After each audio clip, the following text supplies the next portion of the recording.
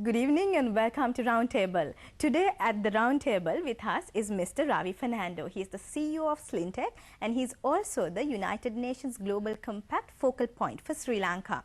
So good evening, Mr. Fernando. Good evening. And there's a lot of experiences in your bag and you've been holding a lot of posts. So why don't you elaborate on your experiences so far?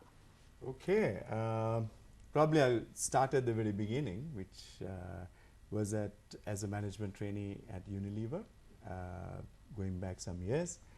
Having done my stint with Unilever, I moved on to an international job and spent about 12 years working internationally with SmithKline Beecham International, initially with a company called Sterling Health, who probably you know as from the brand Panadol, and worked with them initially in Africa, in Kenya, and then I moved on to running their businesses in the Middle East.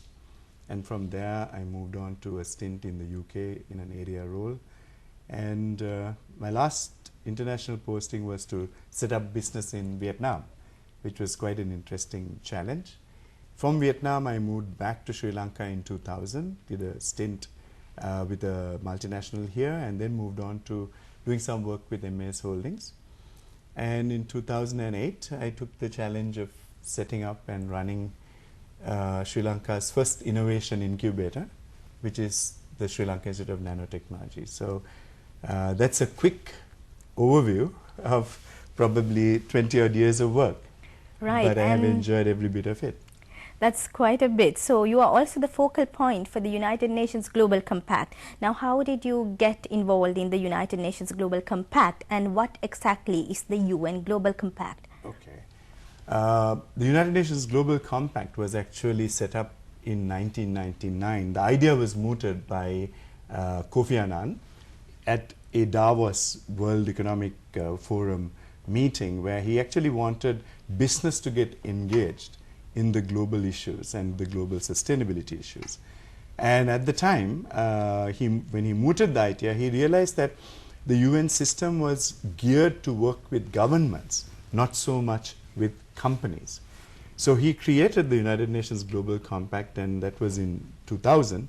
And since doing that, I mean, now we are on our 10th year, the UN Global Compact now boasts of about 7,000 members. And probably the best of the best companies in the world have signed up to the Global Compact.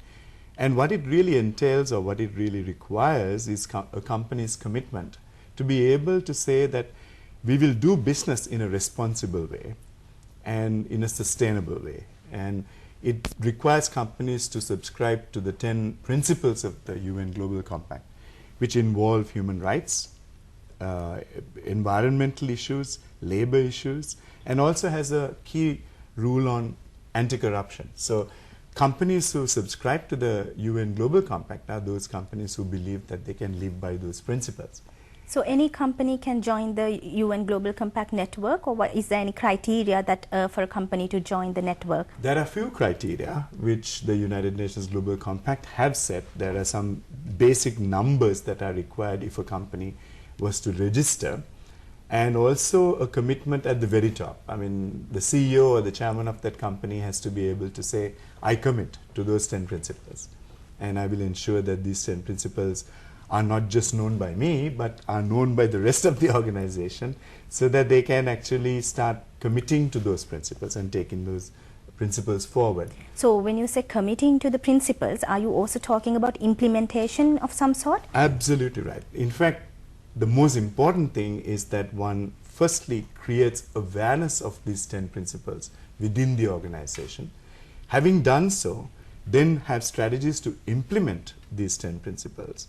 And increasingly what I'm beginning to see is that at the very outset, we used to see companies simply not doing the internalization of the Global Compact prior to activating the Global Compact. Today, that has changed, and now we currently in Sri Lanka have about 31 companies who have signed up to the Global Compact.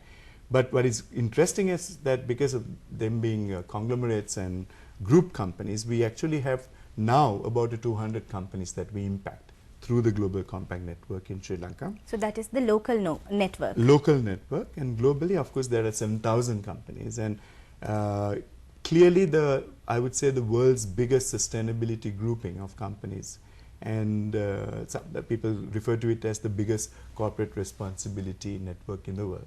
So, Mr. Fernando, if I ask you the question as to why a company should subscribe to this particular network, what are the advantages, what are the benefits, and why should companies look at the UN Global Compact as a network and as also joining the network? Okay. First and foremost, there are probably 500,000 listed companies in the world. And when you have 7,000 companies of 500,000 standing up and saying, we subscribe to these principles, immediately you set yourself apart. You know, you're clearly setting yourself apart. And in a global marketplace, you are able to stand up in a marketplace and say, we are different because we subscribe to principles which are definitely much higher. Now, it immediately then differentiates you in a competitive set, because we are now seeing a trend in the global markets where consumers are increasingly looking to buy products and services from responsible companies, because ethical consumerism or green consumerism is beginning to invade and have a huge part to play. So consumers are looking for companies who are differentiated in terms of the principles that they live by. So if you can elaborate on this concept of ethical consumerism or green consumerism, what exactly is that? Okay. The concept has come about, I think, in the last probably 30 odd years, mainly due to the fact that sustainability has now taken a front seat and has become a global agenda item. I think for many years and for many centuries, people haven't really seen the issue of sustainability as crucial to the survival of companies and even the very existence of the planet. And we are beginning to see a whole new move towards companies beginning to embrace sustainability. And consumers are increasingly, because one of the things that have changed the world is the whole internet, and people are now linked real time to issues. So in one go, they are able to now know what's happening in a country, whether a company is violating social sustainability norms, principles of human rights and labor. They get found out in real time and get reported probably on iReport on CNN. And before you know what has happened, the company is beginning to lose market capitalization in the share markets. Similarly, if a company really goes out on a limb and breaks some of the accepted norms of environmental sustainability, which you constantly hear of with oil spillages, etc., again, those companies are getting tough responses from the marketplace. Now, the last but not least, economic sustainability.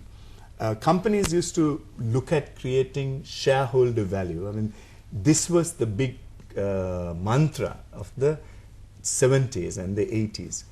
Now, increasingly, that was about creating economic value, creating shareholder value for shareholders, sometimes at the cost of the environment and sometimes at the cost of social sustainability. The new paradigm that is emerging now for all companies is now start creating sustainable value.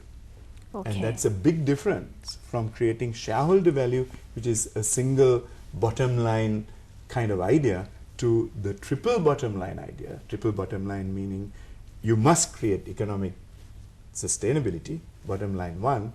You must create that in an environmentally sustainable manner, and last but not least, do so also in a socially sustainable manner. And now the world is wanting companies to report all three bottom lines. And today, unlike in the past, you have sustainability indexes. You have the Dow Jones Sustainability Index, you have the FTSE for Good, and companies no longer are looked at from the perspective of do they have an annual report. Companies are increasingly challenged to give a sustainability report, which is reporting all three bottom lines. So sustainability, what is exactly the definition of sustainability? Sustainability was a concept